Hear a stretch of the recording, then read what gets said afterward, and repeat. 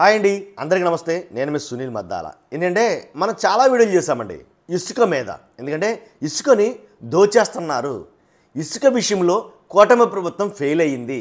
ఎందుకంటే ఇసుక పాలసీ అనేది సరిగ్గా సెట్ అవటం లేదు.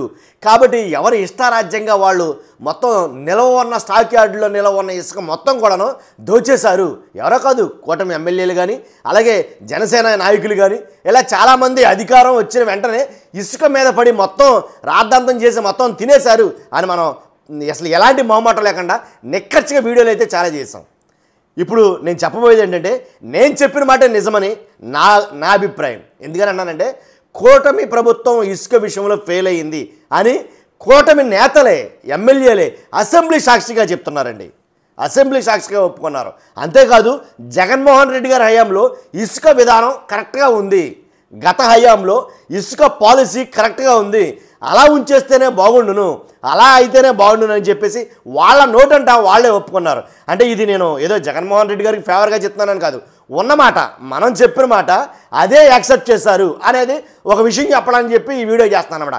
కాబట్టి ఎందుకంటే నేను ఎప్పుడు చెప్తున్న మాట, రాజకీయాలకు అతీతంగా పార్టీలకు అతీతంగా మన వీడియోలు ఉంటాయి, దాంట్లో ఎలాంటి డౌట్ లేదు. ఇసుక విషయంలో అన్యాయమే జరిగింది. ఇసుక లేక చాలా మట్టుకి నిర్మాణ రంగం కుదేలైపోయింది, ఆగిపోయింది. ఇది వాస్తవం. ఎవరు ఒప్పుకున్నా ఒప్పుకోకపోయినా ఇది మాత్రం వాస్తవం. ఎందుకంటే మనం చూస్తున్నాం కాబట్టి ప్రత్యక్షంగా.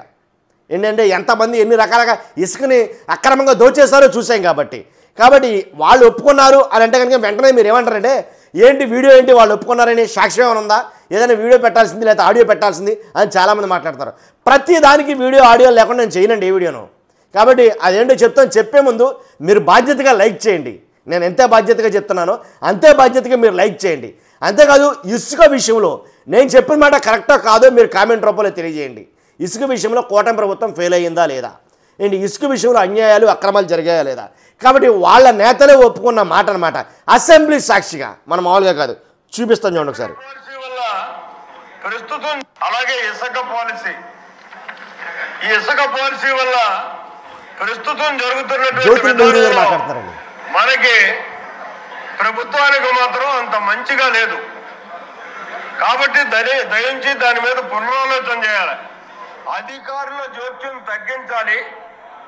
ఏదైతే గత పూర్వ విధానంలో ఎవరికి అవసరం ఉంటే వాడు వెళ్ళి ఇసుక తెచ్చుకునేటటువంటి విధానం ఉండేదో అదే విధానంతో మనం వదిలేసి, గత ప్రభుత్వం విధానం అది పూర్వ విధానం అంటే గత ప్రభుత్వ విధానం జగన్మోహన్ రెడ్డి గారి హయాంలో ఇసుక విధానం ఎలా ఉందో అలాగే ఉంచేస్తే బాగుండునని ఎమ్మెల్యే గారు జ్యోతుల నెహ్రూ గారు మాట్లాడతారు. ఈ మాట పై ప్రాంతాలు పై రాష్ట్రాలకు పోకుండా నిరోధించగలిగి ఫ్రీగా ఆళ్లే వెళ్ళి తెచ్చుకునేలాగా, ఆళ్లే తవ్వుకునేలాగా, ఆళ్లే ట్రాన్స్పోర్ట్ చేసుకునేలాగా చేసినట్టయితే ఇసుక వల్ల మనకు మంచి వచ్చేటటువంటి పరిస్థితి ఉంటుంది అన్నది నా ఆలోచన.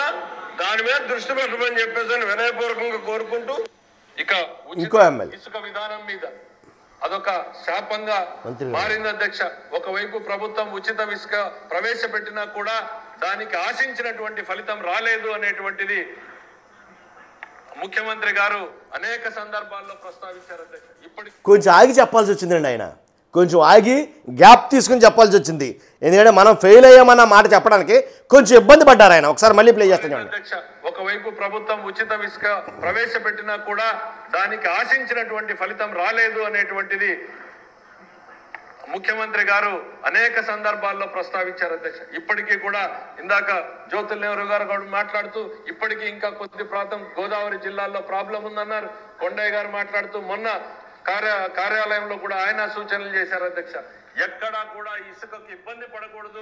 ఒక జ్యోతుల నెహ్రూ గారు, ఒక కొండయ్య గారు, ఈ ఎమ్మెల్యేలే కాదండి, ప్రతి నియోజకవర్గంలో ఎమ్మెల్యేలు కూడా ఒకటే మాట చెప్తున్నారు, ఇసుక ఉచిత విధానం ఏదైతే ఉందో అది అబ్సల్యూట్లీ మొత్తం రాంగే, దాంట్లో ఎలాంటి డౌట్ లేదు, మొత్తం ఆ విషయంలో ఫెయిల్ అయ్యాం మనం అనేది చెప్పడం జరిగింది.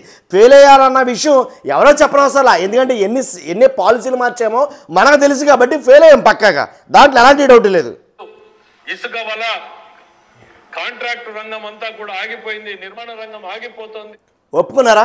నేను ఇదే వీడియోలు గతంలో చేశా. నేను వీడియోలు చేసినప్పుడు ఏదో కావాలని చేస్తాను అనుకున్నారు.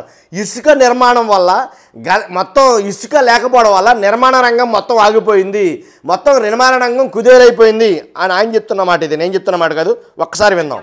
ఇందాక జ్యోతుల్ నెహ్రూ గారు మాట్లాడుతూ ఇప్పటికీ ఇంకా కొద్ది ప్రాంతం గోదావరి జిల్లాల్లో ప్రాబ్లం ఉందన్నారు. కొండయ్య గారు మాట్లాడుతూ మొన్న కార్యాలయంలో కూడా ఆయన సూచనలు చేశారు. అధ్యక్ష, ఎక్కడా కూడా ఇసుకకు ఇబ్బంది పడకూడదు, ఇసుక వల్ల కాంట్రాక్ట్ రంగం అంతా కూడా ఆగిపోయింది, నిర్మాణ రంగం ఆగిపోతుంది, తద్వారా కార్మికులు ప్రతి ఒక్కరూ నష్టపోతున్నారు అనేటువంటిది. కార్మికులు, నిర్మాణ రంగాలు అందరూ నష్టపోతున్నారు అనేది వాస్తవం అని అసెంబ్లీ సాక్షిగా ముక్త కంఠంతో ఒప్పుకున్నట్టే. అంతేకాదు జగన్మోహన్ రెడ్డి గారి హయాంలో బాగా జరిగింది కాబట్టి అదే విధానాన్ని కొనసాగించుంటే కనుక అసలు ఎలాంటి ఇబ్బంది లేకపోనని చెప్పేసి సాక్షాత్తు టీడీపీ ఎమ్మెల్యేలు మంత్రులే చెప్తున్నమాట. కాబట్టి నేను చెప్తేనేమో తప్పు అనిపించింది, ఇప్పుడు అసెంబ్లీ సాక్షిగా వాళ్ళే ఒప్పుకున్నమాట. కాబట్టి మీరు ఒప్పుకుంటారు ఈ విషయంలో. కాబట్టి ఖచ్చితంగా మన వీడియోలన్నీ వాస్తవాలకి దగ్గరగా ఉంటాయన్నమాట, దాంట్లో ఎలాంటి డౌట్ లేదు. కాబట్టి ఖచ్చితంగా ఈ వీడియోని మీరు లైక్ చేయండి. ఈ ఇన్ఫర్మేషన్ ప్రతి ఒక్కరికి తెలియాలంటే కనుక బాధ్యతగా మీరు లైక్ చేయాలి. కొత్త వాళ్ళైతే కనుక మన ఛానల్ని పక్కాగా సబ్స్క్రైబ్ చేయండి, కామెంట్ చేయడం మర్చిపోవద్దు. Thank you very much.